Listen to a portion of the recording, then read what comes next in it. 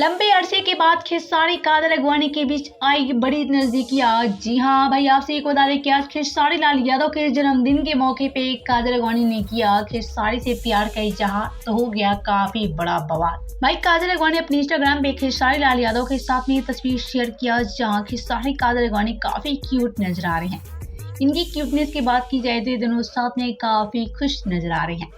लेकिन भाई आपसे एक बता दें, कादर अगवानी बड़े प्यार से बर्थडे विश किया। काजल ने कहा, हैप्पी बर्थडे खेसारी लाल यादव जी, आप ऐसे ही हमारे साथ में रहिए।